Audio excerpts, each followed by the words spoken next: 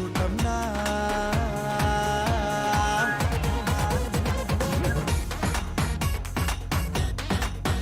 தமிழா தமிழா தமிழா தமிழா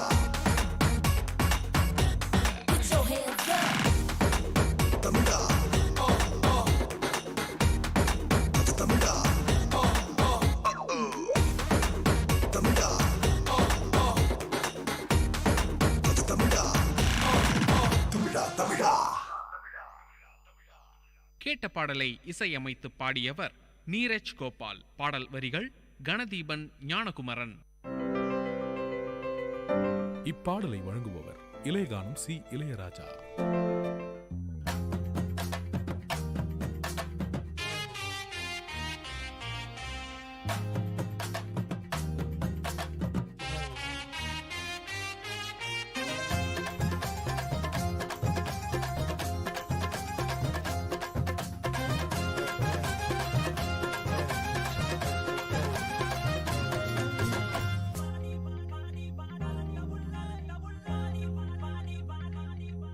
ஆடி வாடி என் கருத்த உள்ள 2 நாளாக உறக்கவல்ல.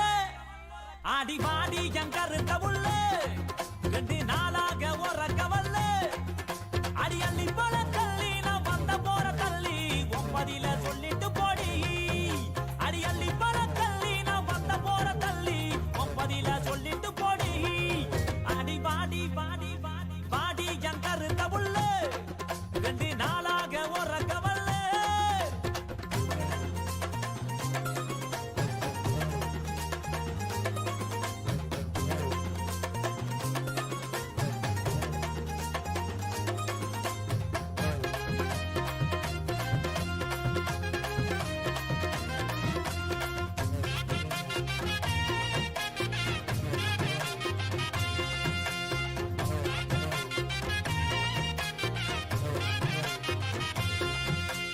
பாட்டெடுத்து பாடி வாரேன் தெம்மாங்கு பாட்டு. நீ இளையராசா பாட்ட கேளு அதிருது வேட்டு.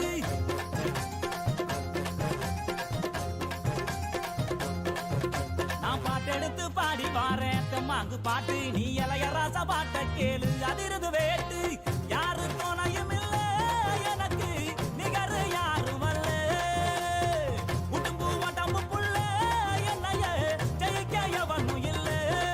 மோதி பாரு அடி பாடு நீ போட்ட போட்டி போடு. எனக்கான ஒரு கூட்டம் அடமேலம் கொட்டி ஆட்டம் போடு. வாடி அடி வாடி அடி வாடி என் கருத்த உள்ள 2 நாளாக உறக்கவல்ல.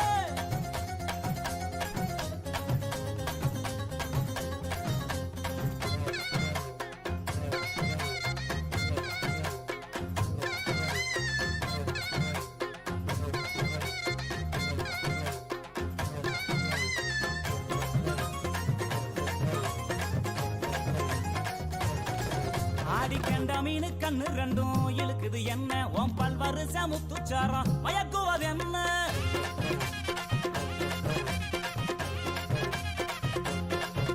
ஆடி கண்ட மீனு கண்ணு 2 இழுக்குது என்ன. உன் பல்வரிச முத்துச்சாரம் மயக்குவது என்ன. உறிஞ்சு ஓதட்டுறைய என்னைய இதுக்கே முடிஞ்சு விட்டு. சங்கு கழுத்துறதா என்னையும் வதச்சு வாட்டி புட்டு. அடிச்சிட்ட தங்க பட்ட என் பக்கம் நில்லடி. ஒன்னு தார உதட்டால நீ வெக்க விட்டு கட்டி கூட்டி. வாடி அடி வாடி அடி வாடி என் கருத்த உள்ள 2 நாளாக உறக்கவல்ல.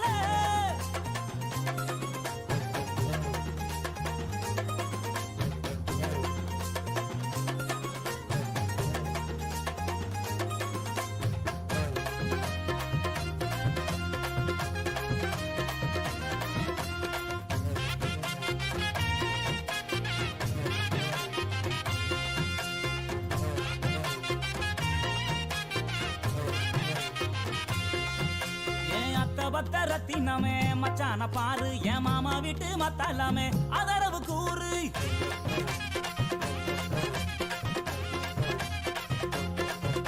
என் அத்த பத்தரத்தினமே மச்சான பாரு. என் மாமா வீட்டு மத்தாலாமே அதரவு கூறு. உன்னை விட்ட யாரும் இல்ல எனக்கு ஒட்டிக்கிற வாடி உள்ள.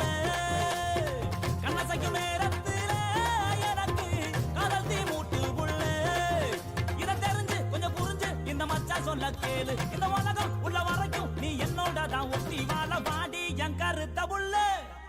2 நாளாக உறக்கவல்ல அடிவாடி எங்கருக்கவுள்ள 2 நாளாக உறக்கவல்ல அடி அள்ளி போல தள்ளி நான் வந்த போற தள்ளி ஒன்பதில சொல்லிட்டு போடி அடி அள்ளி போல தள்ளி நான் வந்த போற தள்ளி ஒன்பதில சொல்லிட்டு போடி அடி வாடி வாடி வாடி வாடி எங்கருத்தவுள்ள. இப்பாடலை வழங்கியவர் இளையகானம் சி இளையராஜா.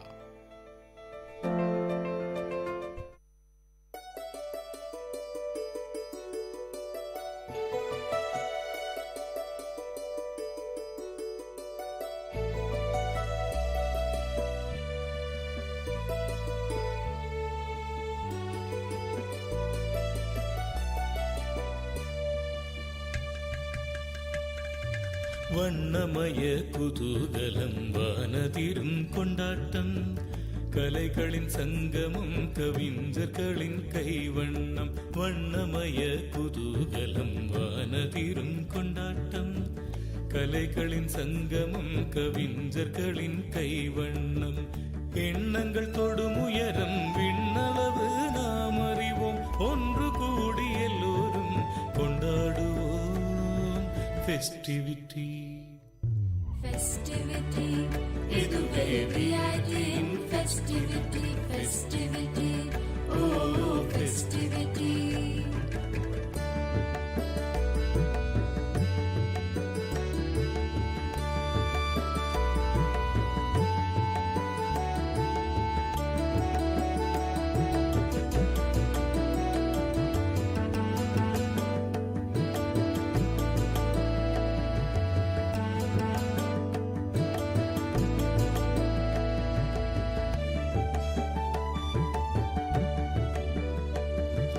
நாமெல்லாம் ஒரு குடும்பம் விஐடி நம் குடும்பம் உலகெங்கும் பரவி நிற்கும் விஐடி நம் குடும்பம்.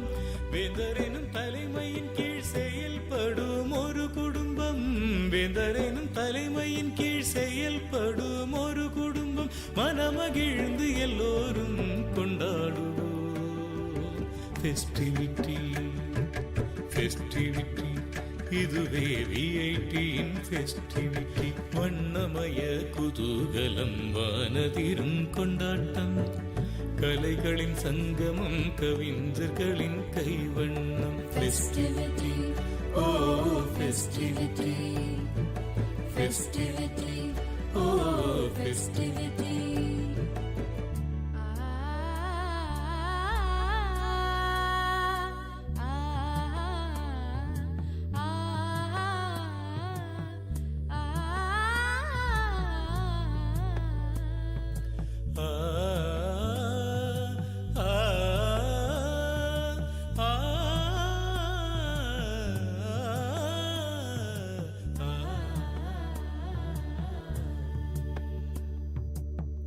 பல வண்ண பாடல்கள் மயிலாடும் மாட்டங்கள் பளிச்சிடும் திறமைகள் ஒளிர்விடும் சிகரங்கள் அதுதொடும் உயரங்கள் என்றென்றும் நிலைத்திடும் அதுதொடும் உயரங்கள் என்றென்றும் நிலைத்திடும். விண்வியக்கும் ஒரு சொர்க்கம் இனி இங்கே அமைந்திடும். இதுவே விஐடியின் ஃபெஸ்டிவிட்டி. வண்ணமய குதூகலம் வானதிரும் கொண்டாட்டம் கலைகளின் சங்கமம் கவிஞர்களின் கைவண்ணம். வண்ணமய குதூகலம் வானதிரும் கொண்டாட்டம் கலைகளின் சங்கமம் கவிஞர்களின் கைவண்ணம். எண்ணங்கள் தொடும் உயரம் விண்ணளவு நாம் அறிவோம் ஒன்று கூடி எல்லோரும் கொண்டாடுவோம் ஃபெஸ்டிவிட்டி ஃபெஸ்டிவிட்டி இதுவே விஐடியின் ஃபெஸ்டிவிட்டி ஃபெஸ்டிவிட்டி ஓ ஃபெஸ்டிவிட்டி.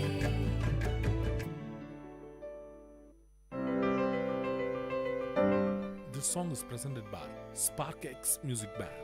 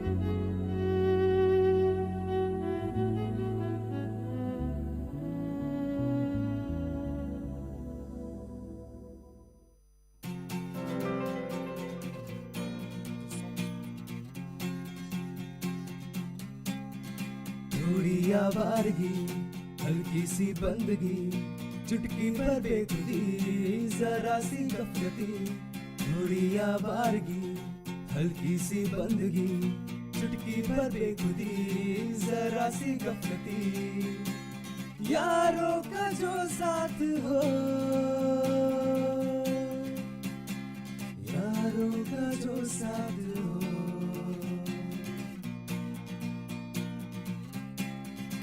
कहो यलगार है तब तक है अपना यार तू जब तक कहो यलगार है तब तक है अपना यार तू जब तक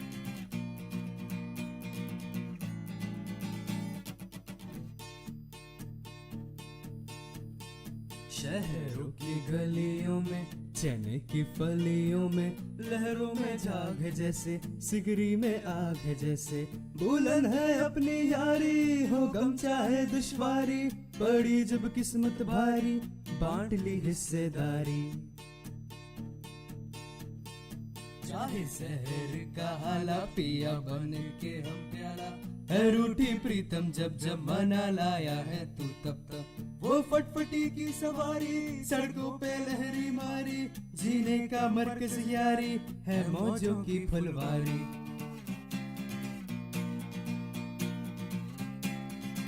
कहो यलगार है तब तक है अपना यार तू जब तक कहो यलगार है तब तक है अपना यार तू जब तक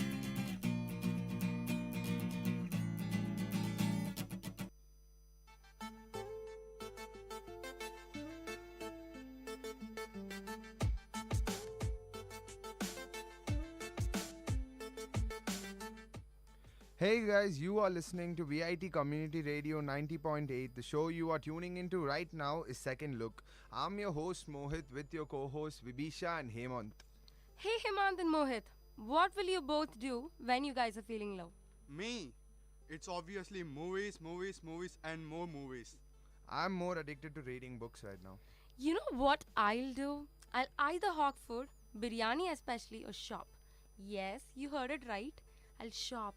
Well, it brings happiness to every gloomy face. Do you agree with me? I concur with your choice. No. So, why are we waiting for?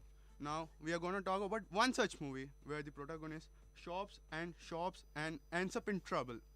Well, the world can't always be painted in pink, right?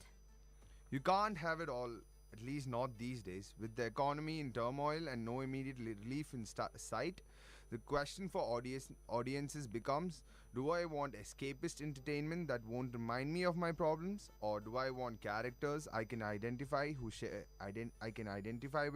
who share my woes? Confessions of a Shopaholic manages to appeal to both groups by twisting the Cinderella story of a woman who wants the glass slipper more than the Prince Charming. Confessions of a Shopaholic, a romantic comedy film based on the series of novels by Sophie Kinsella, was directed by P.J. Hogan. The film stars Isla Fisher as a shopaholic journalist and Hugh Dancy as a boss. I find Isla Fisher really cute. And I say, back to business, please. The movie opens with young Rebecca looking at beautiful shoes and talking about how there are two kinds of prizes: real prizes, which buy wonderful things, and a mother's prizes, which buy things that last forever. We see her receiving a sturdy pair of plain brown shoes and looking enviously at the other girls. We see her looking at older girls trying on dresses and jewelry and not even needing money for these perfect things as they swipe credit cards. She wanted one of those too. Now, the adult Rebecca is walking down the street saying, little did she dream she would one day have 12 credit cards.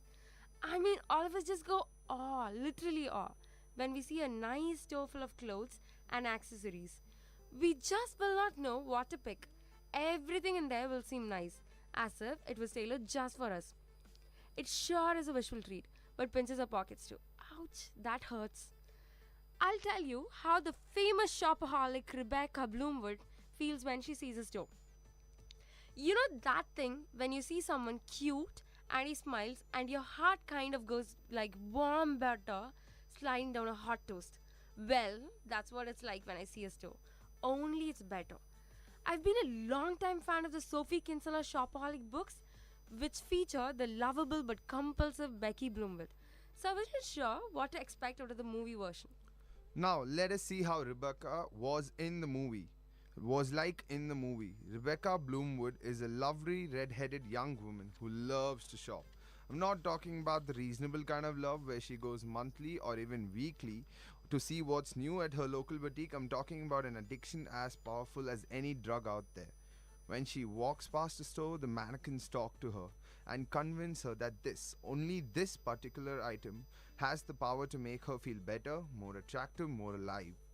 She shops using 12 credit cards, including her gold card, which is encased in a block of ice in the freezer in case of emergencies. The tone of the film is like comic, so it's not a tragic type of addiction, but we understand that Becky has a problem and needs some serious help. Rebecca Bex Bloomwood is a writer for a gardening magazine with a closet full of clothes and accessories, in addition to a lot of debt. She doesn't know the exact sum, but she gets concerned when she receives a bill for $900. At first, she believes her credit card was stolen, but that's just not the case. The debt is all hers, and among other things, it comes with a persistent collection agent, Derek Smith. Heading off to an interview at Elite magazine run by Elite Naylor, Beck spies the perfect green scarf. Even the mannequin is telling her that it will still hurt who she is.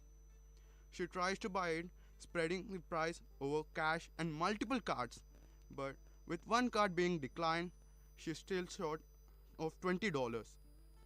She rushes to a hot dog vendor, going to the front of the line for an emergency, begging the vendor to give her cash back on a check, even offering to buy all his hot dogs, claiming she needs the scarf for a sick aunt. The man in the front of the line gives her $20 to get her out of the way so he can get his dog, telling her that there's a difference between cost and worth. Now, wearing the pretty green scarf, Bex heads into Elliot's office, but the receptionist tells her that Alicia Billington has filled the job internally. For Becky, this would be equivalent to an alcoholic working in a brewery.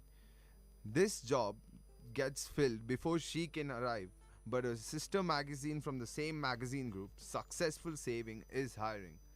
The man at the front desk assures her that the magazine group is a family and once you're in, you're in. The only problem is that the magazine that ends up hiring Becky is a financial advice magazine.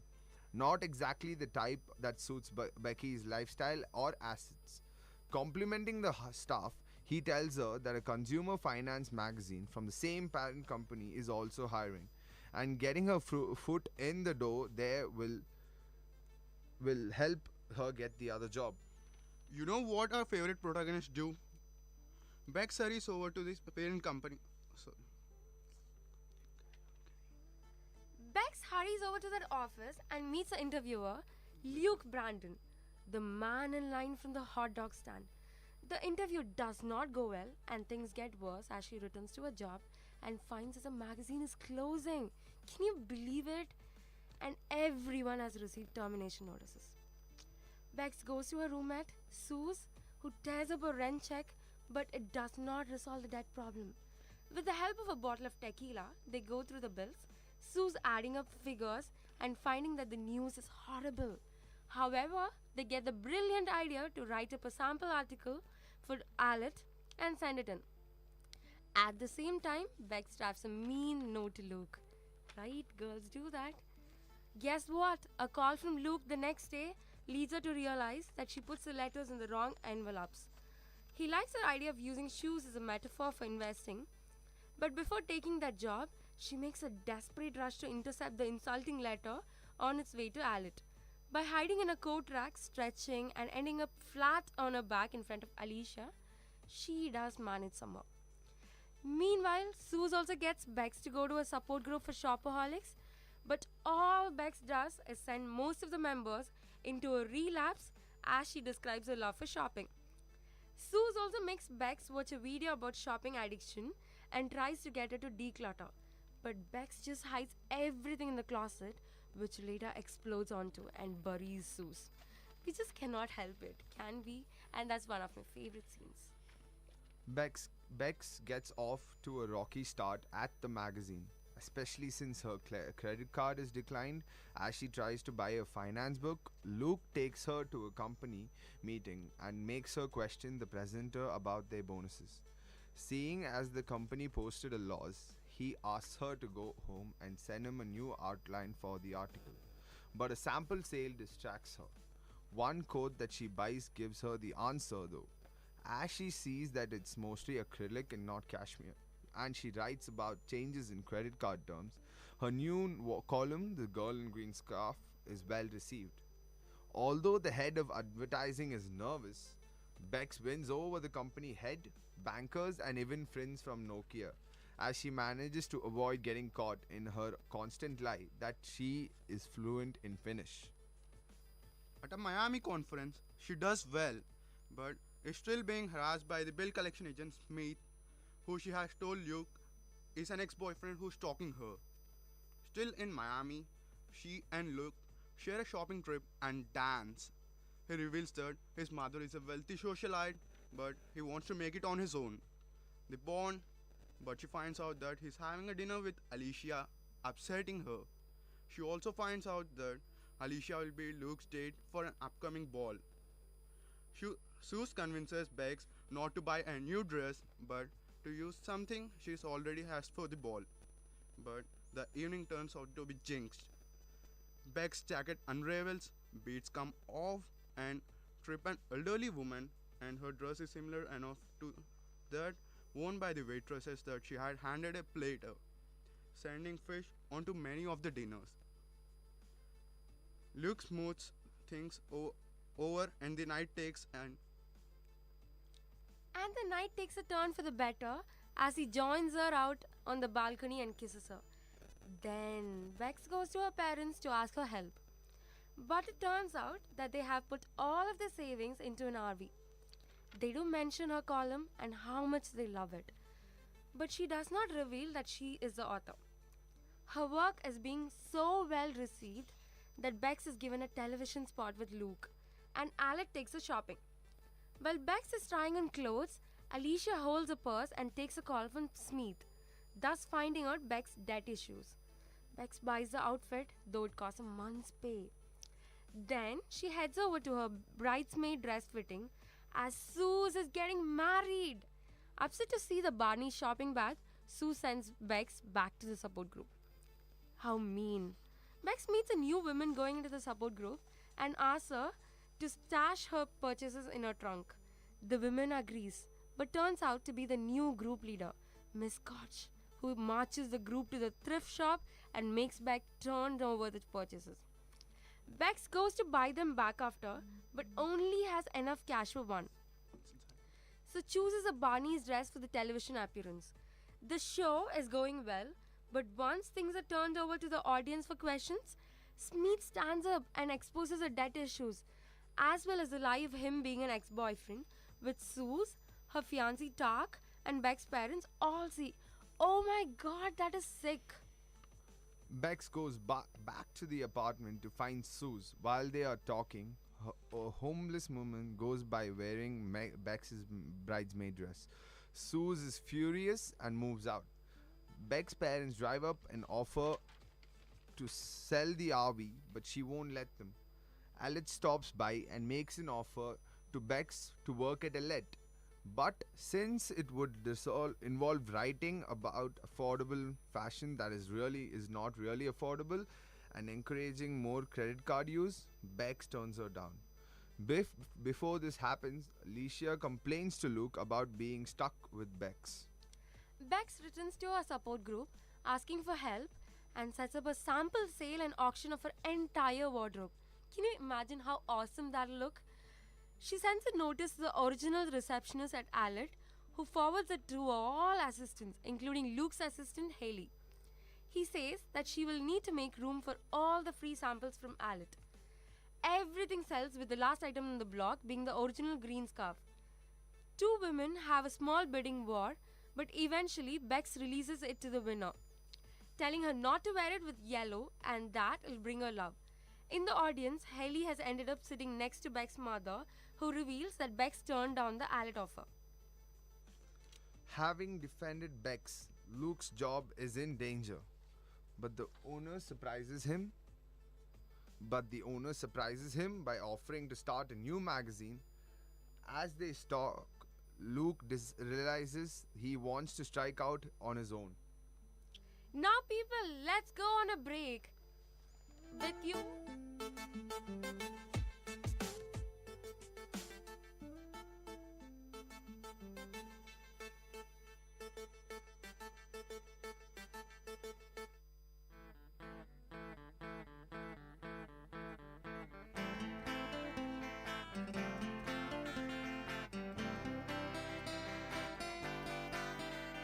உங்கள் இல்லம் நுழைந்திடும், உங்கள் செவிகளை தீண்டிடும், உங்கள் மனதினை வருடவே பண்பலையாய் மலருதே. உங்கள் இல்லம் நுழைந்திடும், உங்கள் செவிகளை தீண்டிடும், உங்கள் மனதினை வருடவே பண்பலையாய் மலருதே. VIT 90.8 வேலூரில் நாங்க Tambe. VIT 90.8. Ladies and gentlemen, you're listening to Vit Community Radio 90.8 FM. Engage, evolve, empower.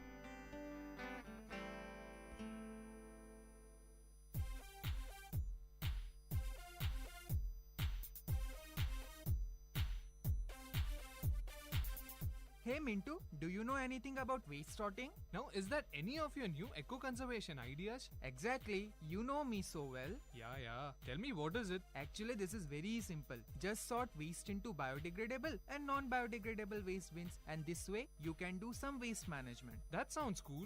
Go green!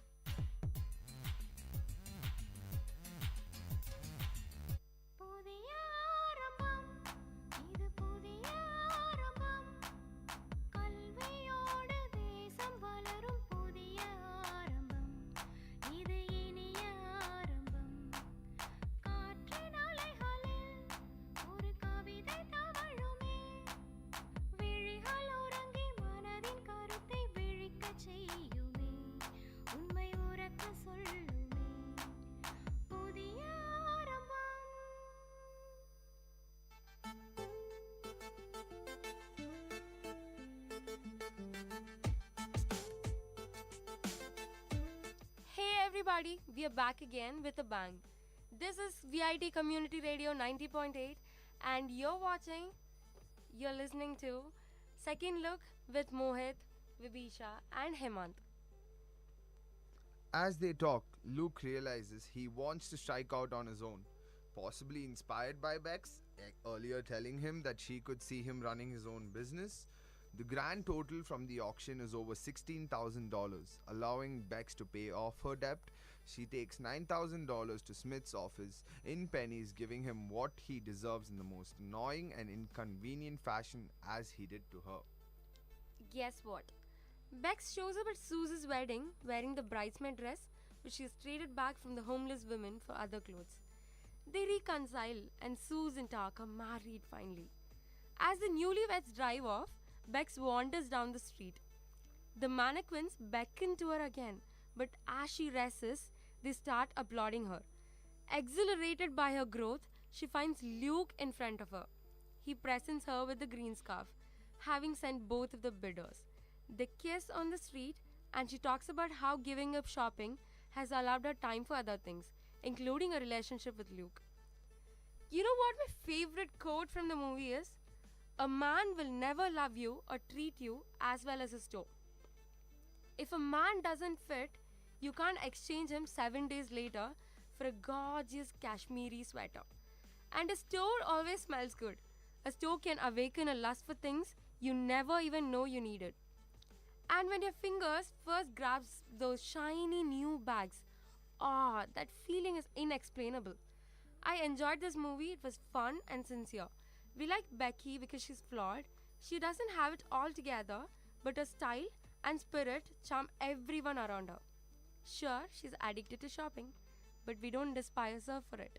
Instead, we relate because that woman hasn't given it into the siren of a signature scarf now and again. Confessions of a Shopaholic is a delightful surprise that feels timely without being depressing and features a performance from Isla Fisher that presents her as one of the funniest actors working today. Confessions of a Shopaholic allows audiences to vicariously experience the guilty thrill of indiscriminate spending, though they then get smacked with the timely but hypocritical message about the necessity of living with your means. And if there's one thing Bruckheimer stands for, it's thriftness and financial self-discipline. So, shop safe and be happy, people. And don't forget to watch this movie. You're surely gonna love it. Until then, bye from Hemant, Vibisha and Mohit.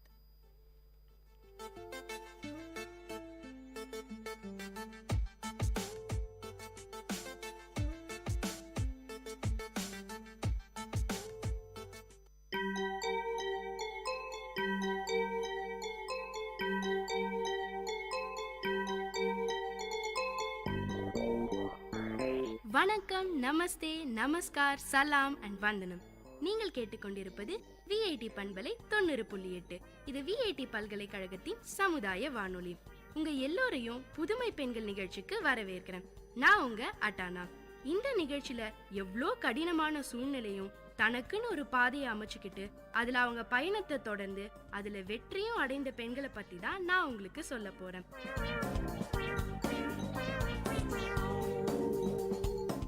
இன்னைக்கு நான் சொல்ல போறவங்க போராளியாக வாழ்வதுதான் இந்த பூமியில நம்ம வாழ்வதற்கான வாடகைன்னு நினைக்கிறவங்க. அவங்க தான் ஆலிஸ் வாக்கர். இவங்களுடைய வாழ்க்கை பயணத்தை பத்தி தான் நான் இன்னைக்கு உங்களுக்கு சொல்ல போறேன். அமெரிக்கால உள்ள ஜார்ஜியா மாகாணத்துல பிறந்தாங்க ஆலிஸ் வாக்கர். இவங்களுடைய அப்பா விவசாய கூலியா வேலை பார்த்தாரு.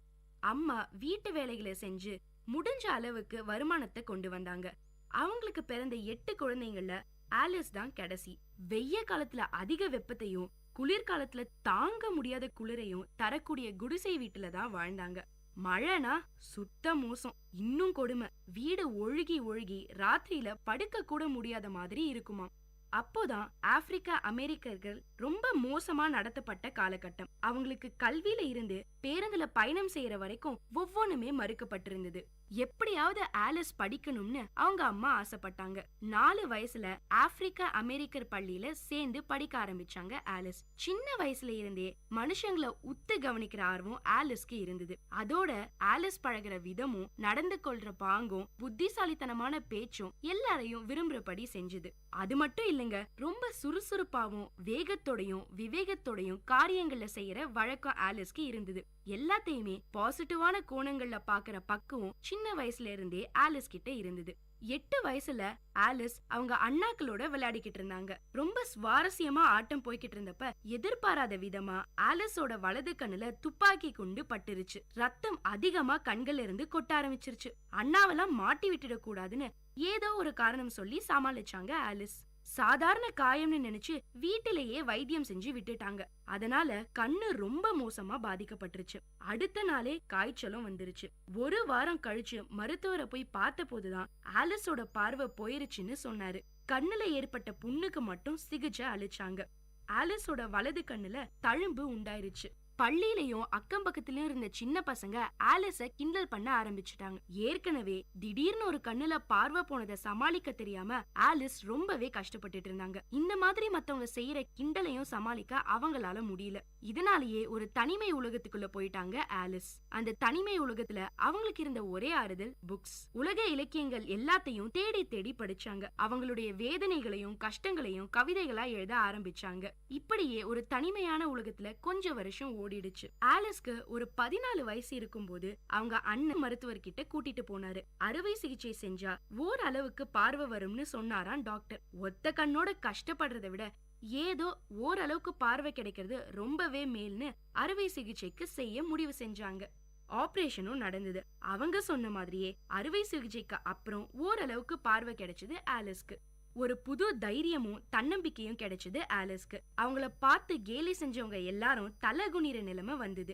ஏராளமான புதிய நண்பர்கள் எல்லாம் ஆலிஸ்க்கு கிடைச்சாங்க. தனிமை உலகம் அவங்கள விட்டு சுத்தமா போயிருச்சு. இந்த புது உலகம் புது வாய்ப்புகளோட புது சந்தோஷங்களோட இருந்தது. பள்ளி முடிவுல ரொம்ப பிரபலமான மாணவியா இருந்தாங்க ஆலிஸ்.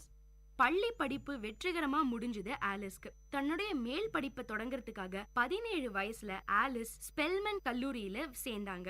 அதுக்காக அட்லாண்டாக்கு கிளம்பினாங்க. வீட்டை விட்டு போகிற மகளுக்கு அவங்க அம்மா 3 பொருட்களை கொடுத்தாங்க. சுயமாவும் சுதந்திரமாவும் வாழறதுக்கு தையல் மிஷின், உலகம் முழுச சுத்தி பார்க்க சூட்கேஸ், கடிதங்கள் மற்றும் புத்தகங்கள் எழுத டைப்ரைட்டர். அந்த சமயத்துல அட்லாண்டால ஆப்பிரிக்க அமெரிக்கர்களுக்கு பேருந்துகள்ல உட்கார சீட்டு கூட மறுக்கப்பட்டிருந்தது. இத ஆலிஸ் கண் கூட பார்த்தாங்க. ஒரு முறை ஆலிஸ் சீட்ல உட்கார்ந்து இருந்தப்ப ஒரு அமெரிக்க பெண் எழுந்து போன்னு சொன்னாங்களாம். அமெரிக்கர்களுக்கு இணையா ஆப்பிரிக்கர்களுக்கும் உரிமை வேணுங்கிற போராட்டத்தை மார்ட்டின் லூதர் கிங் தலைமையில நடந்துகிட்டு இருந்தது. தனக்கு நடந்த இந்த கொடுமையையும் மத்தவங்க கஷ்டப்படுறதையும் பார்த்தது ஆலிஸையும் அந்த போராட்டத்துல கலந்துக்க வச்சுது.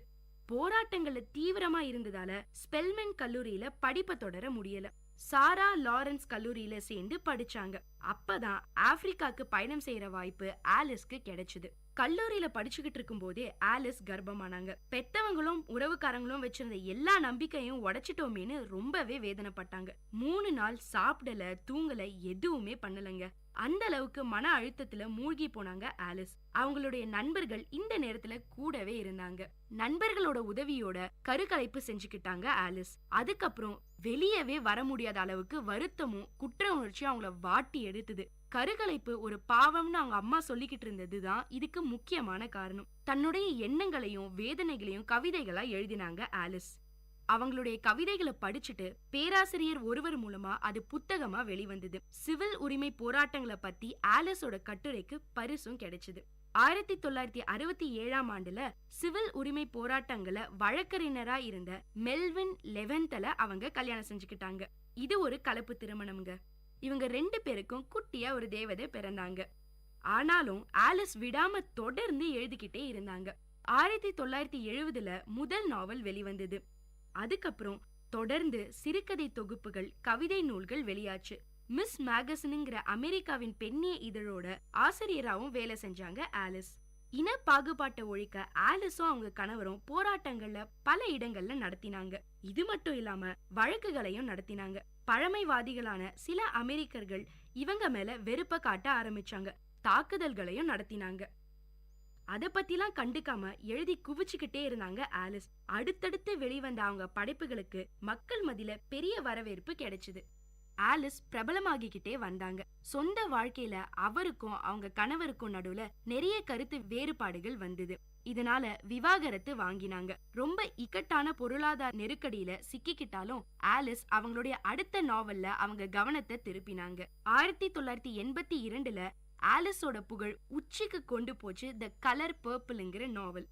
கடிதங்கள் மூலமாவே நாவல் பயணம் செய்யற படியான புதிய உத்தியை கை கொண்டிருந்தாங்க ஆலிஸ். அமெரிக்கர்கள் ஆப்பிரிக்க அமெரிக்கர்களை நடத்தின விதம் மட்டும் இல்லாம ஆப்பிரிக்க அமெரிக்கர்களுக்கு நடுவுல இருந்த பிற்போக்கான கருத்துக்களையும் அவங்களுடைய கலாச்சாரங்களையும் தெளிவா காட்டியிருந்தது இந்த நாவல். பெரிய அளவுல வரவேற்பையும் கொஞ்சம் எதிர்ப்புகளையும் பெற்றாங்க ஆலிஸ்.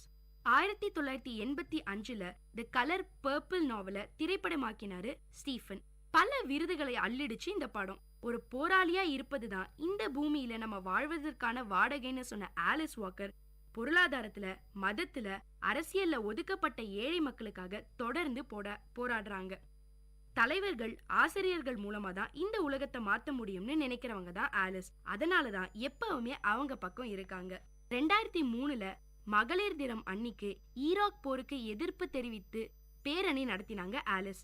வெள்ளை மாளிகைக்கு வெளியே நடந்த இந்த போராட்டத்துல கலந்துகிட்ட எல்லாரையுமே கைது செஞ்சுட்டாங்க. அந்த இடத்துல ஈராக்ல வசிக்கிற பெண்களும் எங்கள மாதிரி தான், நாங்க எல்லாரும் ஒரே குடும்பத்தை சேர்ந்தவங்க, எங்க மேல குண்டுகள் விழட்டும் காத்திருக்கோம்னு சொன்னாங்க ஆலிஸ். 2009 இஸ்ரேலுக்கு எதிராக போராட்டங்களை நடத்தினாங்க ஆலிஸ். யுத்த எதிர்ப்பு குழுவோட காசாக்கு போனாங்க. அங்க இருக்கும் மக்களையும் அங்க இருந்த சூழலையும் நேர்லயே பார்த்தாங்க. ரொம்ப தைரியமா சொந்த நாட்டுக்கு எதிரா கருத்து சொன்னதோட போராட்டங்களையும் நடத்திக்கிட்டு இருந்தாங்க ஆலிஸ். இஸ்ரேல்ல ஹீப்ரு மொழியில அவங்களுடைய தி கலர் பர்பிள் நாவல் வெளிவருவதை தடை செஞ்சுட்டாங்க. இதுவரைக்கும் 7 நாவல்கள், 4 சிறுகதை தொகுப்புகள், கவிதை புத்தகங்களை ஆலிஸ் எழுதி வந்திருக்காங்க. இப்பவும் எழுதிக்கிட்டு தாங்க இருக்காங்க. தி கலர் பர்பிள் நாவலுக்கு நேஷனல் புக் விருதும் புலிட்சர் விருதும் வாங்கியிருக்காங்க. உலகம் முழுக்க 24 மொழிகள்ல இவங்க படைப்புகள் மொழிபெயர்க்கப்பட்டிருக்கு. இதுவரைக்கும் 1.5 கோடி புத்தகங்கள் வித்திருக்கு. 70 வயசுல போராட்டங்களும் எழுத்துமா வாழ்ந்து வர ஆலிஸ் வாக்கர் அவங்க மகளையும் ஒரு போராட்டக்காரராகவே வளர்த்திருக்காங்க. இந்த போராடுற குணத்தை நம்ம எல்லாருமே வளர்த்துக்கிட்டா நமக்கு எதிராக நடக்கிற அநியாயத்தையும் எதிர்த்து போராட முடியுங்க. இதே மாதிரி இன்னொரு புதுமை பெண்ணோட உங்களை சந்திக்கிற வரைக்கும் டாடா பாபே சொல்லி விடைபெறுது உங்க அட்டானா. இது VIT பண்பலை 90.8.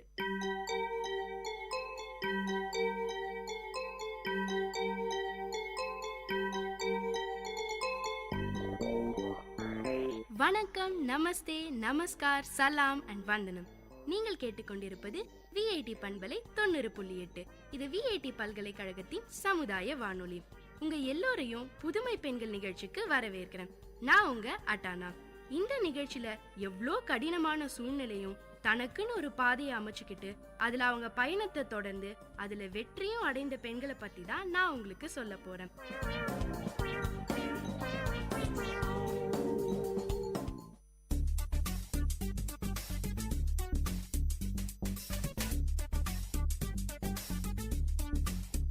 And you're listening to the show Travel Bonanza with, of course, your host Ashika.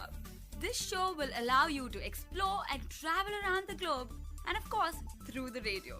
But guys, this is your guide. Where to go, what to do, how to go, what to eat, and where to stay.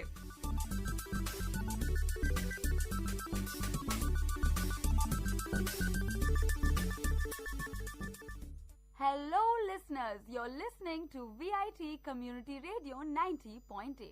This is your show Travel Bonanza with your host Ashika, the show where you will get to explore the globe through the radio. Today we shall explore God's own country. Yes, we all know it. It's Kerala, of course. It's a vast place, an entire state, of course. But I had managed to explore it in just one whole week. So you have various destinations. You have the capital, which is Thiruvananthapuram, or as we call it, Trivandrum. Then you have Cochin, the port city. There is, of course, the Venice of Asia, as we call it, Alleppey. And how could I miss a place drastically different from the rest? A hill station right in the middle, Munnar, of course. And not to forget Wayanad. So many places, right? So where to begin, how to go, what to eat, we shall cover it all. You can start off with Cochin or Trivandrum, as these cities are very well connected.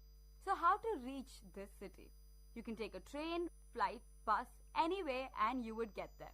I landed in Cochin first when I had chosen to visit Kerala. So Cochin, discover the European legacy and the historical phenomena of the city.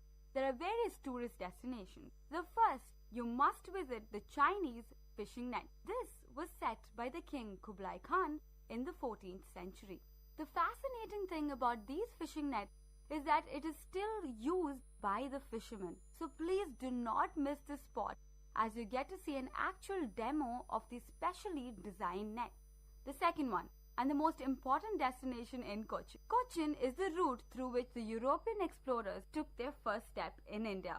Thus, their traditions are etched into this city. You have the European churches of Cochin that you must visit. The first church that you should visit should be St. Francis. It's one of the oldest European church by the Portuguese. Also, it is the burial place for Vasco da Gama, the most famous explorer of India, as we all know. The burial place is a cemetery where several other soldiers also rest in peace. So you must pay a visit to this church.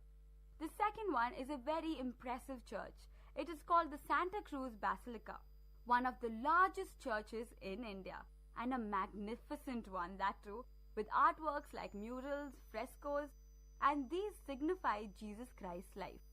Now we talked about churches. Now how about the other side of the culture? This place is Madan Cherry Palace. This is a definite visit and was built for the king of Cochin by the Portuguese. It depicts the Hindu mythology. So you see the vast difference from churches to the Hindu mythology. The next destination is even more diverse than this. This represents the Jewish culture. You must visit the synagogues that are present all over Cochin. One of them is the Pardesi synagogue. It is one of the oldest and the most active synagogue of South India.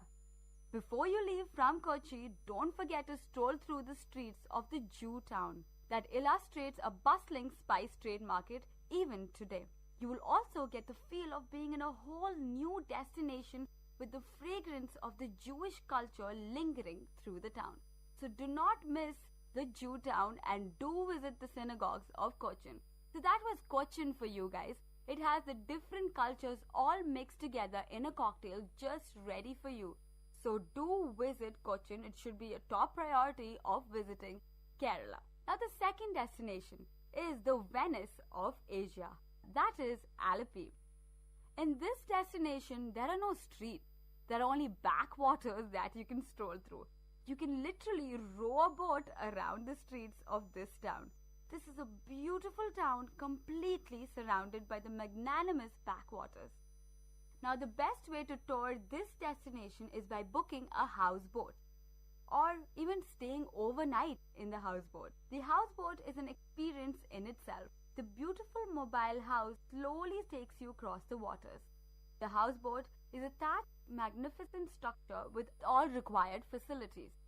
The interesting aspect of so make sure that you book the houseboat and have the time of your life in Alleppey. Now the interesting aspect, let's get to that. The food. Yes, always the most exciting part, isn't it? Now let's get to the food which I experienced in Alleppey.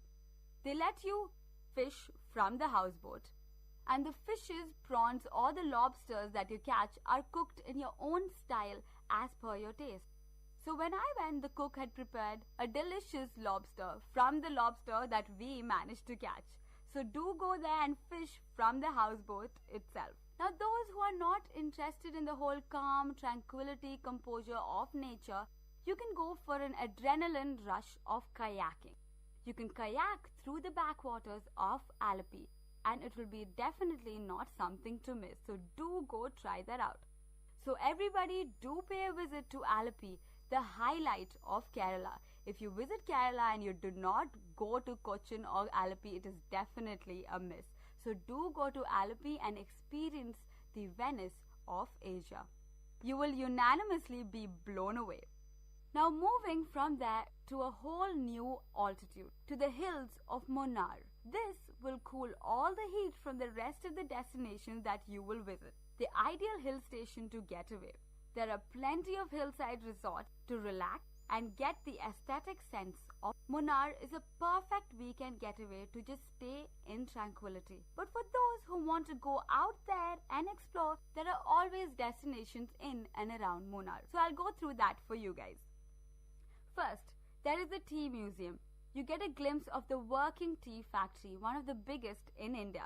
So do not miss that, it is in Munnar. Apart from that, as you drive kilometers away from Munnar, you have various national parks, bird sanctuaries, and you can get to the wildlife as close as possible. The first is the Ernakulam National Park, a 16-kilometer drive from Munnar, where you can see the endangered species of the Western Ghats. So whether it's the animals, whether it's the flora or the fauna, this is it. So guys, do go to this national park. Now the second destination is the Tattikad Bird Sanctuary, a serene park where over 270 species of birds flock, of course in certain seasons. So do go there through the migration period. Another tourist spot close to the wildlife is the Chinnar Wildlife Sanctuary, which is 16 kilometers north of Munnar. This sanctuary is another home to the wildlife of the Western Ghats. So do not miss it if you are in and around Munnar. So that's what you can do in Munnar. So apart from these destinations, we have a person who is willing to share her experiences in Kerala. And this destination is very different, so I hope you enjoy it. So ma'am, what's your name? My name is Aparna and I am a student in VIT University doing my software engineering. Okay, so can you tell us about the destination you often visit? Okay, so this happened during my last monsoon vacations. Like I visited Wayanad. Wayanad is basically one of the 14 coolest districts in Kerala. And then if you're looking for a holiday destination, this is probably the best place that you can ever visit. Wayanad itself means the land of paddy fields. So you can find a lot of place under forest cover, plantations, paddy fields, a lot like that. And then when you travel itself, you'll feel the warmth and the beauty of the place. So if you're asking about my trip, I can say that the trip was very adventurous for me. Usually it takes 2 hours from my place. I belong to Calicut actually, so I travel for 2 hours and then only I reach the place. Okay, so it's a hill station. So how do you plan your travel? It's just a 2-hour journey. Like you can take bus or car or any other mode of transportation. Even buses are you find buses within half an hour, so you can visit at any time of the day. So I would prefer only the bus journey because when you travel, when 9 hairpin curves are there, out of which third one is very prominent. Usually most of the tourists, they get down at this place and they enjoy the beauty of the place. So when you travel in bus, you can actually feel the beauty of the place. So, yeah. Yes, the hairpin bends must be very adventurous to drive on, whether you're going by a car or a bus. So anyway, tell me, how is the climate of this destination? Climate all through the year, you can say during January it's usually cool, but I would prefer if you're planning to go for a holiday, it would be better if you go during December, because that time the place will be cool. It will not be that cool, but then it will be moderate. Throughout the year, the climate is always very chilled out. It's a very nice place to settle down, usually. A nice place to relax. So what do you think is the best time to visit Wayanad in the whole year? I think it would be November to December. Yeah, that's the best time that you can visit the place. Okay, so tell us about the prime locations to visit, the tourist attractions in Wayanad. Okay, tourist attractions, there are so many places actually. There are dams, there are coffee, tea plantations are there. And then you have this Edakal Caves, Pukod Lake. Like due to some time problem, I couldn't visit most of the places. So I visited Karapuda Dam, and the dam, it was very beautiful. Usually they have a major part of the dam as a irrigation purpose, and then tourists keep visiting the place, and then you have to travel a little bit inside. You have to go from Wayanad also. You have to travel a little bit inside to reach the place. And yeah, that's it. The place is very beautiful. Okay, what about the tea and coffee plantations that you were emphasizing about? Okay, tea and coffee plantations. Even when you start from the bottom of the hill, if you go while going itself, you can see the plantations. And if you separately want to visit the place, you can just get into any of these tea estates, and then you can visit the place. There are several brands, like including local and good brands are there of tea coffee plantations. And then yeah, that's it. It's very nice, especially when you travel in the morning, or it'll be very foggy. It'll be very nice to see. It sounds very beautiful. So apart from Wayanad, there are other hill stations in Kerala like Munnar. So how do you think Wayanad is set apart? Okay, Munnar, even if you ask anybody about Kerala, the first hill station that comes to one's mind is Munnar. Munnar is very common, but then most of the people doesn't know about Wayanad. So I think it's less populated and less polluted when compared to Munnar, if you take the current situation. Yeah, that's it. So obviously that makes it a better place because people do not know about the tourist destination. Anyway, tell us about the Wayanad cuisine. Okay, Wayanad cuisine. Of course, food is the most important part, but yeah. Food is very important. So they have normal food items that they usually eat, the food items that are consumed by the other Keralites usually. And then most of the things that you get there, they are very fresh. Since it's a hill station, you can actually expect good vegetables, everything. And even while you're traveling, you can find the roadside stops where they sell coffee, tea, and all. So I think that captured my this thing. Like I found that as more catchy compared to the other big hotels that were there. So you should definitely try out the local tea shop. That's one of the best places that you can go as a tourist. Yeah, Kerala tea stalls are very famous. So you guys better visit that place. Okay, so I want to talk about one more destination, and that would be Bepur. Bepur is around 20 minutes from my place. I belong to Calicut, basically. So you can take car or bus or anything, and then you can reach the place. It would be better if you take car, because that will reduce the time to reach the place. So what type of place is this? Is it a beach or like a national park or what? No, it's not a national park. It's a beach area. It's very beautiful. It's like a beach port. You can say it's more like a port. So much of fishing activities happen there. And then a lot of tourists visit there. Usually couple, family, they spend their time in the evening or morning. You can even take a evening walk or a morning walk. Morning walk would be very nice. I usually visit the place sometimes. Sometimes I go there in the morning along with my parents. It used to be very nice. Yeah, that's it. So it's a beach, but it's a famous one, so it must be pretty different from the regular beaches you see in and around Kerala. So what's so special about this destination?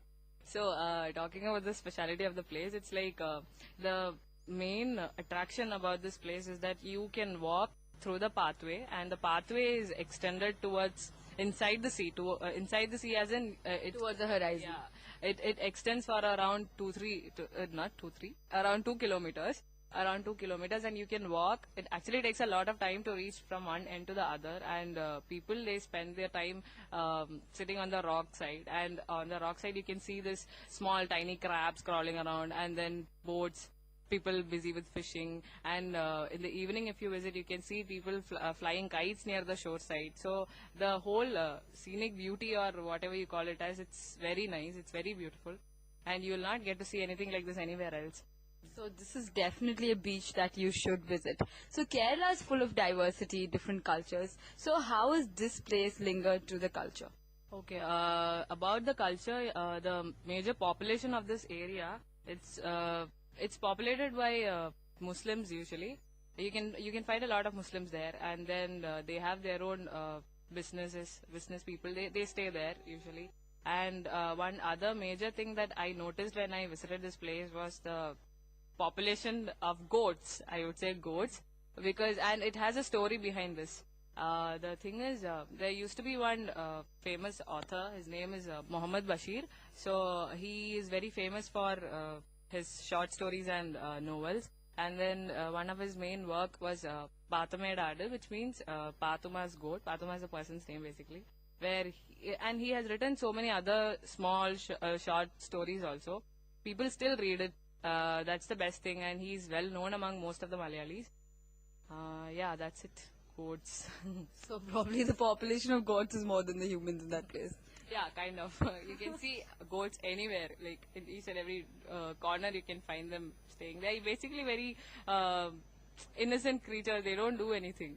So Aparna, what are the other places to see within that beach area? Other places, I can say that the pathway that I was talking about, there are two sides of it. One is nicely built. It's made properly, but the other side, it's more like a forest covered area. So to reach that side, you have to cross from one side to the other. So they usually don't have proper boats to cross from one place. So it's like they have something that looks like a raft, similar to a raft. It's square in shape. I don't know what you call it. So that's how you reach there. And then when you reach that side, you can find this lighthouse too. You can find the lighthouse, and they start emitting light at night, and which is useful for the boats and like the fishing people, in the night. Okay, thank you so much for informing us about this destination. And do you have any suggestions or any further information to share with? Okay, if you are planning for a visit to Kerala, I can say I can talk about one more destination. It's Adirampalli Waterfalls. It's in Chalakudi. I didn't even dream of going to that place. Actually, I visited the place as a part of my friend's cousin's wedding. So one evening we just went to the place, and that place is very beautiful. It's a waterfalls. So the thing is, so how do you reach the destination? Okay, reaching the destination, I don't remember the place exactly, but then it took around 1 hour from my place to the destination. So if you... Your place is Calicut? No, not Calicut. I visited my friend's place actually. So it's not in Calicut, it's in Thrissur. It's in the district called Thrissur. So basically it's connected by buses or even trains?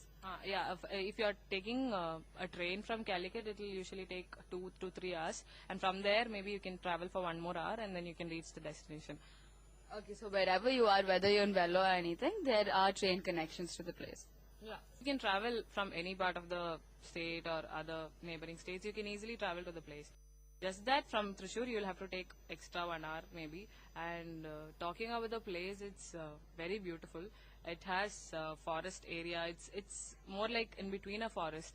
And then you can find the shallow part as well as the falls part. Like and they have restrictions towards boundaries where you are not allowed to go after a particular limit, and you can find a lot of monkeys also there. So whenever you're traveling, make sure that you don't have anything food items with you. And then the best part is you have to go to the down falls part, the main part, and it's not like a normal waterfalls. You have to travel down. It's more like a trekking experience. It'll add it up as a trekking experience. You can add it up as a trekking experience too. And when you reach the falls, it's very nice. Like water, it literally sprinkles on your face. You can feel the water sprinkling on your face. Sounds beautiful. Yeah, it's very nice. And yeah. So this waterfalls, I've heard it comes in certain movies too. It's a prime tourist, not only tourist, sorry, a film shooting area, right? Yeah, so many Malayalam movies have been shot there, and even Hindi movies. I can say most of them would have seen this movie called Ravan, where Aishwarya Rai, she makes a leap from the top to the bottom. Yes. So that was shot from Adirampalli only. It's very nice, very beautiful. So guys, it's definitely a place to visit, and it sounds really beautiful. Thank you so much, Aparna, for joining us. And you told us about, you rather informed us about 3 destinations, so thanks a lot. And destinations that are actually not really famous to the people who visit Kerala. So do visit these 3 destinations and let us know how it is. So thank you so much, Aparna, for joining us today. And thank you, Ashika, for giving me this opportunity. And I look forward for more opportunity to talk about the places so that people can at least know and then they can visit the place. Because there are so many places that nobody knows. So many places that people should know about. So I think you are doing a good job making such a show and making people aware about these places. So thanks for that again. All these 3 places. Anyway, thank you so much, Aparna, for joining us today. This opportunity to talk about this place. I really want everybody to visit this place once in their lifetime. Yeah, that's it. So guys, I hope that was very informative and I hope you guys do visit. Kerala is known for its Malabar cuisine, ranging from soft appams to fish mole to payasam, coconut flavored avial. This is a variety to satisfy every taste palate. This is getting me super hungry already, thus let's change the subject. And before we close in and you all leave Kerala, do not even think about not embracing the Ayurvedic spas which are sprayed across Kerala. This will soothe your body and soul as your senses come alive through the Ayurvedic massage. So everyone of Vellore, I've told you all the must-dos of Kerala, the indefinite places to visit, the cuisines to entangle in and how to revive your senses. I've covered only half of Kerala. So do stay tuned further to explore God's own country, sometime probably in the near future. I hope you enjoyed traveling through this state filled with a deep-rooted culture and tradition. So do visit this truly beautiful tourist destination. This is definitely the closest to nature. Until then, stay tuned to Travel Bonanza, same time, same show, but different destination. This is your only host, Ashika, on VIT Community Radio 90.8.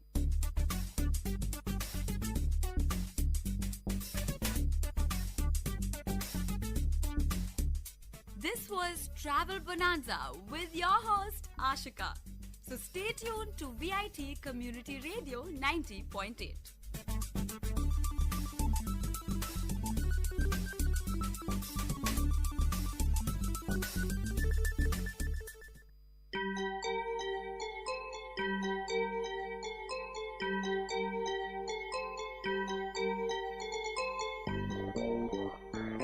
வணக்கம், நமஸ்தே, நமஸ்கார், சலாம் and வந்தனம்.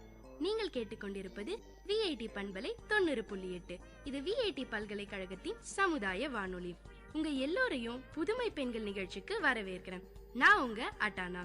இந்த நிகழ்ச்சியில எவ்வளோ கடினமான சூழ்நிலையும் தனக்குன்னு ஒரு பாதையை அமைச்சுக்கிட்டு அதுல அவங்க பயணத்தை தொடர்ந்து அதுல வெற்றியும் அடைந்த பெண்களை பத்தி தான் நான் உங்களுக்கு சொல்ல போறேன்.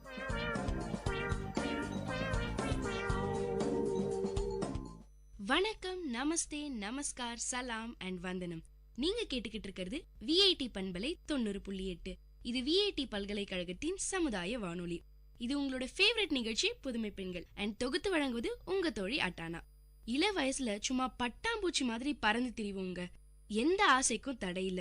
சந்தோஷமா வாழ்க்கைய வாழணும் தான் எல்லாருமே ஆசைப்படுறோம். ஆனா முதுமைங்கிற ஒரு வார்த்தையை கேட்டா உடனே ஒரு சின்ன நடுக்கும். இதுக்கு பல காரணங்கள் இருக்கு.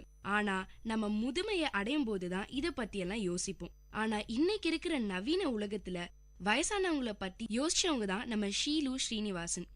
12 வருஷங்களுக்கு முன்னாடி நடந்த ஒரு சம்பவம் ஷீலு மனசை விட்டு போகலையாம். அந்த பாட்டிக்கு ஒரு 80 வயசு இருக்குமா. பிராங்க்ஃபர்ட் ஏர்போர்ட்ல தனிமையில தவிப்போட வீல் சேர்ல உட்கார்ந்து இருந்தாங்களாம். ஹிந்தி மட்டுமே பேச தெரிஞ்ச அவங்க ஷீலுவை பார்த்ததும் இந்திய முகமா இருக்கேங்கிற நம்பிக்கையில கூப்பிட்டாங்களாம். கனடால இருந்து கூட்டிட்டு வந்த மகன் வயசான அம்மாவை பாத்ரூம்ல விட்டுட்டு எஸ்கேப் ஆயிட்டாங்களாம். அந்த பாட்டி ஷீலுவோட கைகளை இறுக பிடிச்சுக்கிட்டு விடவே இல்லையாம். அவங்கள பாதுகாப்பான ஒரு ஹோம்ல சேர்க்கிற வேலையில ஷீலுவும் அவங்க ஃபிளைட்டை தவற விட்டுட்டாங்க. அவங்கள பத்திரமா ஒரு ஹோம்ல சேர்த்து விட்டுட்டு 12 மணி நேரம் கழிச்சு அடுத்த ஃபிளைட்ல பிடிச்சு ஊருக்கு வந்தாங்களாம். தேம்பி தேம்பி அழுதுட்டே அந்த பாட்டி ஷீலுக்கு குட் பை சொல்லி கையசைச்சிட்டு போன அந்த காட்சி இப்ப நினைச்சாலும் கண்களும் மனசும் கலங்குதாங்க. இப்படி ஒன்னில்ல 1000 நிஜ கதைகளை கடந்து வந்திருக்காங்க ஷீலு ஸ்ரீனிவாசன். ஒவ்வொரு கதையிலையும் சோகங்களையும் சுமந்த முதியவர்கள் இருக்காங்க. ஒவ்வொருத்தரோட சோகத்தையும் கண்ணீரையும் தொடச்சு வாழ போற நாட்கள்ல மகிழ்ச்சியையும் மனநிறைவையும் கொடுக்கணும்னு விரும்பினாங்க ஷீலு. அதுக்காக தான் டிக்னிட்டி ஃபவுண்டேஷன் உருவாச்சு. ஷீலு ஸ்ரீனிவாசன் மூத்த குடிமக்களின் உடல் மன பிரச்சனைகளுக்கு உதவ காத்திருக்கும் டிக்னிட்டி ஃபவுண்டேஷன் அமைப்பின் நிறுவனர். அம்மா அப்பான்னு 2 பேருமே சமூக சேவையில ஆர்வம் கொண்டவங்களாம். அத பார்த்து வளர்ந்த ஷீலுக்கும் சின்ன வயசுல இருந்தே அடுத்தவங்களுக்கு உதவியா இருக்க கத்துக்கிட்டாங்களாம். பொதுவா எல்லா உயிரினங்கள் மேலையும் அன்பும் அக்கறையும் காட்டுவாங்களாம். வீட்டுல வளர்க்குற நாய்கள் கிட்ட அரக்கத்தனமா நடக்கிறதும் வேற ஜாதிக்காரங்களை கீழ்த்தரமா நடத்துற மட்டமான போக்கும் ரொம்ப சின்ன வயசுலயே ஷீலுக்குள்ள கோபத்தை ஏற்படுத்தி இருந்தது. இவங்க வீட்டுலயும் நாய்க்குட்டிகள் வளர்த்துக்கிட்டு இருந்தாங்களாம். அதுங்களையும் குடும்பத்துல ஒருத்தராதான் நடத்துவாங்களாம். அம்மா திட்டாங்கன்னு வருத்தமான நாய்க்குட்டிகள் கிட்ட பேசுறதும் அதுங்களை சமாதானப்படுத்த அதுங்க கூடவே கட்டில் கடியில படுத்து தூங்குறதுமா சின்ன வயசுல நிறையவே பண்ணிருக்காங்க ஷீலு. இந்த மாதிரி சின்ன வயசுல இருந்தே மத்தவங்க கிட்ட அன்பா இருந்த ஷீலுக்கு எப்பவுமே சமுதாயத்துக்காக எதையாவது பண்ணணும்னு சிந்தனை இருந்துட்டே இருந்துதான். அதனாலேயே சைக்கியாட்ரிக் சோஷியல் ஒர்க் படிச்சாங்களாம். படிப்பு முடிச்சதும் மனநலம் பாதிக்கப்பட்டவங்களோட கொஞ்ச நாள் வேலை பார்த்தாங்களாம். அதுக்கப்புறம் இந்த வேலையை தான் மட்டும் பண்ணா நிறைய பேரை பார்க்க முடியாதுன்னு புரிஞ்சுக்கிட்டு சைக்காலஜி மற்றும் இங்கிலீஷ் கத்துக் கொடுக்கிற டீச்சர் வேலையை தேர்ந்தெடுத்தாங்க. ஷீலுவை பொறுத்த வரைக்கும் சின்ன வயசுலயே சைக்காலஜி படிச்சா மத்தவங்களுடைய மனசையும் கஷ்டங்களையும் ஈஸியா புரிஞ்சுக்க முடியும். அதனாலேயே முடிஞ்ச அளவுக்கு மத்தவங்க கிட்ட இத பத்தின புரிதலை ஏற்படுத்தினாங்க. இப்படியே வாழ்க்கை மெல்லமா போயிட்டு இருந்தது. கல்யாணத்துக்கு அப்புறம் மும்பை போனாங்க ஷீலு. அங்கேயும் வீட்டுல முடங்கி போகாம தனக்குன்னு ஒரு நல்ல வேலையை அமைச்சுக்கிட்டாங்க ஷீலு. மேக்மில்லன் இந்தியா பப்ளிஷிங் கம்பெனில கார்ப்பரேட் மேனேஜர் வேலை. வர்த்தக நோக்கத்துக்கு முக்கியத்துவம் கொடுத்த அந்த வேலையில முழு மனசோடையும் ஆத்ம திருப்தியோடையும் வேலை பார்க்க முடியாததால 10 வருஷங்களுக்கு அப்புறம் வெளியில வந்தாங்க. இதுக்கப்புறம் தான் மனசுக்கு பிடிச்ச வேலையை தான் செய்யணும்னு உறுதியா இருந்தாங்க ஷீலு. அப்படிப்பட்ட ஒரு வேலையை தேடிக்கிட்டு இருக்கும் போதுதான் Tata institute of social science பத்தி தெரிஞ்சுது. அந்த இன்ஸ்டிடியூட்ல சேர விண்ணப்பிச்சாங்க. இவங்களுக்கு பிடிச்ச வேலையும் கிடைச்சுது. அங்க வேலை பார்த்துக்கிட்டு இருக்கும் போதுதான் திடீர்னு அவங்களுக்கு தோணின விஷயம்தான் இது. வயசானவங்களோட நலன்ல அக்கறை காட்டுற விஷயங்களை யாருமே பண்ணாதது உறுத்தலா இருந்தது. அதுக்கான முதல் அடிய ஷீலுவே எடுத்து வைக்க முடிவு பண்ணினாங்க. கிட்டத்தட்ட ஒரே வயசுல இருந்த அவங்க அப்பாவும் மாமனாரும் வயோதிகத்தை பார்த்த விதமும் அந்த வித்தியாசமும் ஷீலுவை யோசிக்க வச்சுது. எல்லாருக்குமே வயசாதுங்க. அதை இயல்பா ஏத்துக்கிட்டு பாசிட்டிவான மனப்பான்மையோட நம்ம மனசுக்கும் உடம்புக்கும் பிடிச்ச விஷயங்களை பண்றவங்க ஒரு ரகம். ஐயையோ வயசாயிட்டு இருக்கேங்கிற நினைப்புல வயோதிகத்தை ஒட்டி வரக்கூடிய எல்லா பிரச்சனைகளும் நம்மையே மூழ்கடிக்கிற மாதிரியான மனநிலைக்கு தள்ளப்படுறவங்க இன்னொரு ரகம். அவங்க அப்பா முதல் ரகத்தையும் அவங்க மாமனார் 2வது ரகத்தையும் சேர்ந்தவங்களா இருந்தாங்களாம். இவங்க 2 பேரையும் கவனிச்சுக்கிட்டதால பலதையும் புரிஞ்சுக்கிட்டாங்க ஷீலு. இவங்களோட சேமிப்பு பணத்தை வச்சு senior citizen life enrichment services ஆரம்பிச்சாங்க. Dignity dialogue magazine, dignity helpline, dignity civic services, dignity on வீல்ஸ்னு கிட்டத்தட்ட 20 வகை சேவைகள் இதுல அடக்கம். இந்த மாதிரி பல புதுமை முயற்சிகள்ல டிக்னிட்டி டயலாக் மேகசின் ரொம்பவே பிரபலம்ங்க. பதிப்பகத்துறையில இருந்த அனுபவத்தை வச்சுதான் டிக்னிட்டி டயலாக் பத்திரிகைய தொடங்கினாங்க ஷீலு. சீனியர் சிட்டிசன்களோட வாழ்க்கை, எண்ணங்கள், அனுபவங்கள்னு எல்லாத்தையும் பதிவு செய்யற இது இந்தியாவிலேயே முதல் முயற்சிங்க. இவங்களோட இந்த முயற்சி பல பேர் வாழ்க்கைய மாத்திட்டே இருக்கு. முதியவர்களின் பிரச்சனைகளா ஷீலு பட்டியலிடுற சில பல விஷயங்கள் தான் டிக்னிட்டி ஃபவுண்டேஷனோட கிளை சேவைகளுக்கெல்லாம் பின்னணி. பாதுகாப்பின்மைன்னு ஒரே வார்த்தையில சொல்லிடலாம். ஆனாலும் அதுல அத்தனை சிம்பிளா பிரச்சனை இல்ல. துணையை இழந்ததாலையும் அடுத்தவங்களை சார்ந்திருக்க வேண்டியதாலையும் தான் அடையாளம் தொலைந்ததாலையும் தன்னம்பிக்கை குறைவாலையும் உண்டாகிற மன ரீதியான பாதுகாப்பின்மை, பொருளாதார பாதுகாப்பின்மை, தான் உடல் நலம் குறித்த பாதுகாப்பின்மை, தான் குடும்பத்தையும் சொத்துக்களையும் பாதுகாக்க முடியுமாங்கிற கவலை, தனிமை, சந்தோஷமின்மைன்னு இப்படி முதியோர்களோட பாதுகாப்பற்ற மனநிலைக்கு ஏகப்பட்ட காரணங்கள் இருக்கு. அவங்களோட பயத்தையும் பாதுகாப்பற்ற உணர்வையும் போக்கி வாழ்க்கையை நிறைவாகவும் சந்தோஷமாகவும் பாதுகாப்பாகவும் மரியாதையோடையும் வாழ செய்யற வேலைகளை தான் டிக்னிட்டி ஃபவுண்டேஷன் செய்யுது. உதாரணத்துக்கு இவங்களோட டிக்னிட்டி ஹெல்ப்லைனை எடுத்துக்கலாம். இது இந்தியா முழுக்க இருக்கு. தங்களுக்கு எதிராக நடக்கிற வன்முறை, சொத்து பிரச்சனைகள், உளவியல் மற்றும் உடல் பிரச்சனைன்னு எந்த தேவைக்கும் இவங்களுக்கு போன் பண்ணலாம். அந்தந்த துறை நிபுணர்களை வச்சு அவங்க பிரச்சனைகளுக்கு தீர்வு சொல்றாங்க. ஆபத்துல உள்ளவங்களுக்கு அவசர உதவிகள் கிடைக்க ஏற்பாடு செய்யறாங்க. முடிவெடுக்க முடியாம தவிக்கிற விஷயங்களுக்கு ஆலோசனை சொல்றதுல இருந்து முதியோர் இல்லங்கள்ல இடம் கிடைக்க ஏற்பாடு செய்யறது வரைக்கும் சகல உதவிகளும் இதுல உண்டு. டிக்னிட்டி ஃபவுண்டேஷனோட சேவைகள்ல ஹைலைட் ஆன விஷயம்னா டிக்னிட்டி கம்பானியன்ஷிப்பை சொல்லலாம். இதுல என்னெல்லாம் பண்றாங்கன்றதுக்கு சில உதாரண சம்பவங்களை நான் உங்களுக்கு சொல்றேன். கேன்சர்ல பாதிக்கப்பட்ட தன்னோட மனைவி ஜூலி வாழ்க்கை மேல நம்பிக்கை இழந்துட்டதாகவும் சோகத்தோட உச்சகட்டத்துல இருக்கிறதாகவும் சொல்லி அவங்களுக்கு ஏதாவது உதவி பண்ண முடியுமான்னு இவங்க ஹெல்ப்லைனுக்கு போன் பண்ணினாரா மேத்யூஸ். இவங்களோட வாலண்டியரை அனுப்பி வச்சாங்களாம். அவங்க சொன்ன ஆறுதல் வார்த்தைகளாலையும் அன்பான பேச்சாலையும் தன் மன வேதனையிலிருந்து வெளியில வந்தாங்க ஜூலி. இன்னொரு சம்பவம், பாஜியோட அப்பாவுக்கு டிம்னீஷியான்னு சொல்ற மறதி நோய். வேலைக்கு போறவங்கன்றதால பகல்ல அப்பாவை பாத்துக்க ஆள் இல்ல. என்ன செய்யலாம்னு கவலையோட இவங்க ஹெல்ப்லைனை தொடர்பு கொண்டாரு பாஜி. டிக்னிட்டி ஃபவுண்டேஷனோட டிம்னீஷியா டே கேர் சென்டரை பத்தின தகவல்களை கொடுத்து உதவினாங்களாம். இந்த மாதிரி பல உதாரணங்களை அடுக்கிற ஷீலு முதுமையில வறுமையை விட தனிமை தான் மிகப்பெரிய கொடுமைன்றதுக்கு தான் கண்ட அனுபவங்களை விளக்குறாங்க. தான் அமைப்பின் மூலமா அதுக்காக தீர்வுகளையும் வச்சிருக்காங்க. உதாசீனப்படுத்துவதும் தனிமையும் தான் முதுமையின் மிகப்பெரிய வறுமைன்னு சொன்னாங்க அன்னை தெரசா. ஷீலோ சந்திக்கிற சீனியர் சிட்டிசன்ஸ் பலருக்கும் இந்த பிரச்சனை இருக்காம். 70 வயசார மாதுரிக்கு சொந்த வீடு, 3 வேளை சாப்பாடுன்னு எல்லாமே இருக்கு. ஆனாலும் கணவர் இறந்ததுக்கு அப்புறம் வாழ்க்கையில எல்லாத்தையும் பறி கொடுத்த மாதிரி இருக்கிறதா சொன்னாங்களாம். இந்த மாதிரி எல்லாம் இருந்தும் எதுவுமே இல்லாத வெறுமையை கொடுக்கிற முதுமையை பத்தி நிறைய பேர் புலம்புறத கேட்டிருக்காங்க ஷீலு. இதுக்கு மிகப்பெரிய காரணம் மக்கள் தங்களுக்கு இடையில பாலங்களை கட்டுறதுக்கு பதிலா சுவர்களை எழுப்பிடுறாங்க. அதுக்காக ஸ்பெஷலா டிக்னிட்டி ஃபவுண்டேஷன்ல தனிமை வலி தீர்க்கும் மையங்கள்னு ஒரு பிரிவே வச்சிருக்காங்க. தனிமையில தவிக்கிறவங்க தினமும் மாலை வேளைங்கள்ல இங்க கூடுவாங்களாம். தான் தனி ஆள் இல்ல, தன்னை போலவும் தனக்காகவும் மனுஷங்க இருக்காங்கன்னு அவங்கள உணர வைக்கிற முயற்சி தாங்க இது. இவ்ளோ செய்யற ஷீலுவே ஒரு சீனியர் சிட்டிசன் தான். முதுமை வாழ்க்கைய அவங்க எப்படி பாக்குறாங்கன்னா, ஷீலு தன்னை ஆசீர்வதிக்கப்பட்டவங்கன்னு தான் சொல்றாங்க. பொழுது எப்படி போகிறதுங்கிற நினைப்பே அவங்களுக்கு வராதாம். செய்ய வேண்டிய வேலைகள் 1000 இருக்கு. தினம் தினம் மக்களை சந்திக்கிறது, அவங்க பிரச்சனையை கேட்கறது, அதுக்கான ஆலோசனைகளையும் தீர்வுகளையும் சொல்றதுன்னு ரொம்ப பிஸியா ஓடிக்கிட்டே இருக்காங்க. அன்பான அனுசரணையான கணவர், இவங்க விரும்புறத செய்யற சுதந்திரத்தை கொடுக்கிறவரு, இவங்க வாழ்க்கைக்கும் இவங்க செய்யற விஷயங்களுக்கும் ஏதோ ஒரு அர்த்தமும் அவசியமும் இருக்குங்கிறத உணர்ந்தவரு. இவங்களோட ஒரே மகளும் இவங்களுக்கு மிக பெரிய சப்போர்ட். பொருளாதார ரீதியாகவும் இவங்க 2 பேரோட ஆதரவும் ஷீலு செய்யற இத்தனை விஷயங்களுக்கும் பெரிய அளவுல உதவுதான்.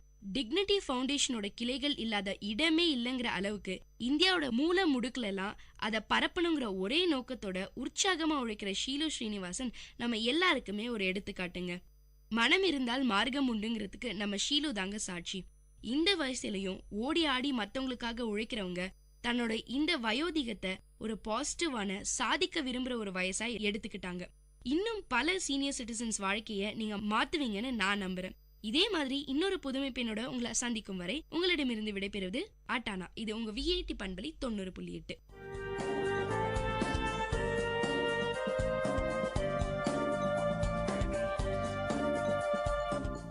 இந்த நிகழ்ச்சி உங்க எல்லாருக்கும் ஒரு பெரிய உற்சாகத்தை தந்திருக்கும்னு நம்புறேன். இதே மாதிரி பல விஷயங்களை தெரிஞ்சுக்கணுமா? அப்போ விஐடி பண்பலை 90.8 கேட்டுக்கிட்டே இருங்க.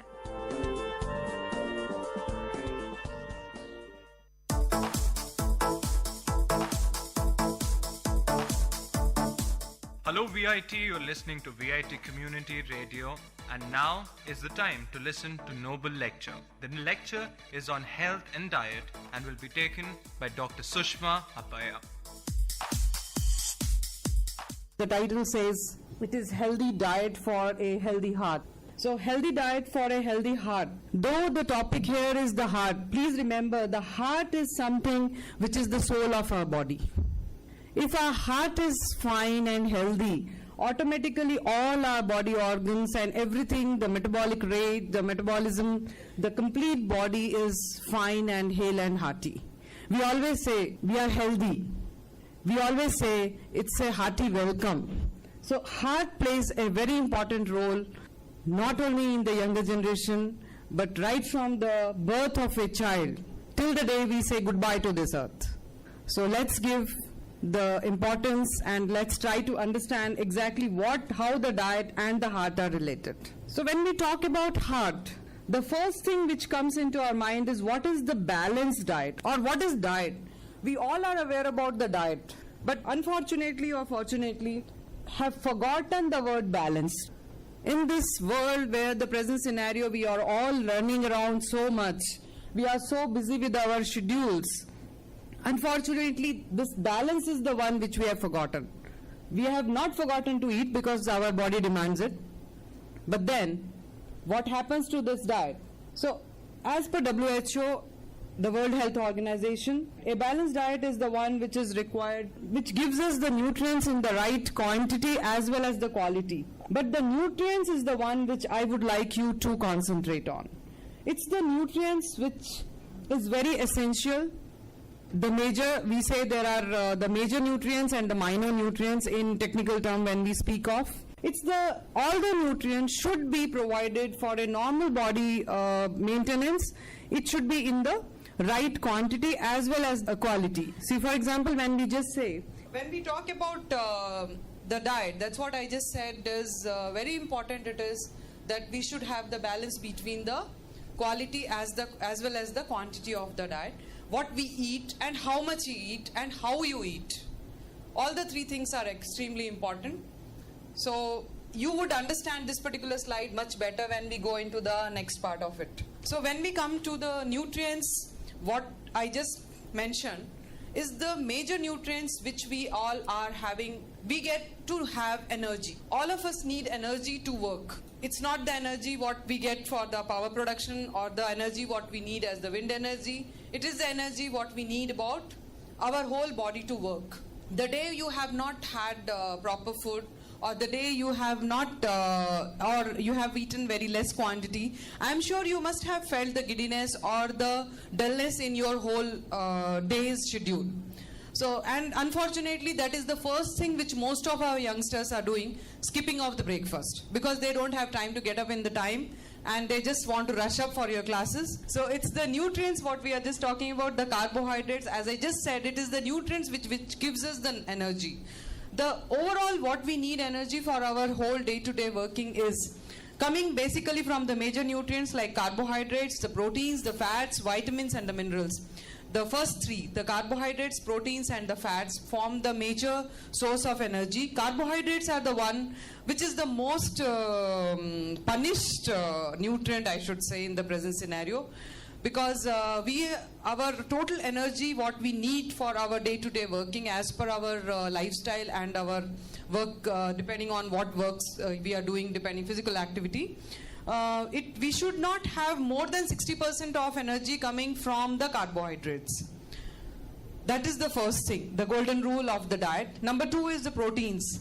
We should not have more than 20 to 25% coming from the proteins as the source of energy. The calories what we get from carbohydrate is you get only 4 calories, whereas when you come to protein you get almost 9 calories, as well as the fats also gives you the 9 calories per gram of protein or the fats. Unfortunately, it is the protein. For most of the adults, as we are all adults here, I would like to just say the golden rule you have to follow is whatever is your body weight. 1 gram of per kg of your body weight should be your protein intake per day. So, for example, a student weighing approximately around 50-55 kgs, so your diet should provide you 55 gram of protein on your daily basis. Energy should be coming from protein. Then you have fat. This is one thing, people talk so much on fat. People say that we should follow low fat. Other people say no, there should not be any fat. Unfortunately or fortunately, when we talk about fats, in the Indian scenario, it is only in the recent past we have started realizing in last 2 decades or so that fats is really becoming a huge culprit. Ultimately, now it has come to that extent that people have started talking there should not be any fat in the diet. But please remember, we have vitamins and the essential minerals, which many of them cannot work without the presence of fats. You have many fats and essential fatty acids which are soluble or absorbed only when there is the fat is available. They are fat soluble vitamins. They are fat soluble minerals. So the vitamins what we are talking about, for example, is A, D, E and K. And please remember the E and the K are the very important one because they are the one which helps us in creating our immunity, taking care about our skin, looking after our protective layer. So these are the things which we should not suddenly say that I will cut off on the fats. Proteins. as I just mentioned, and the proteins, as I just mentioned, should not be more than 1 gram per kg of the body weight. Fat should not be forming our total diet. Energy should not be coming, more than 15% of energy should not be coming from fats. So on an average, your fat should be in your diet not more than 20 grams. So 20 into 9, 180. So 180 gram of fat you are consuming almost every day. Please remember, in that 180 grams, you have invisible fats and visible fats. Of course, I will not be taking the details of those data because our whole idea is here of different area we are concentrating on. What happens when we have imbalance? I just said that most often in the diet, when there is no balance in our diet, when there is imbalance in the carbohydrate, protein and the fats, what all possibilities are happening, and these are the possibility. Luckily for our luck, we do have the tool to rectify it right in our own hands. That is the dietary modifications. What are the things? CHD is nothing but coronary heart diseases. Then you have hypertension. Present day, I should say, a designer disease. Most of the people are having hypertension. Please get in. And then you have diabetes, which is another silent killer of our generation. You have obesity and overweight. Frankly speaking, obesity and overweight has sort of become an accepted thing in our society in the present day. I really don't know. Earlier days, when you remember when we were kids, of course there is a difference, lot of difference between my age and your age.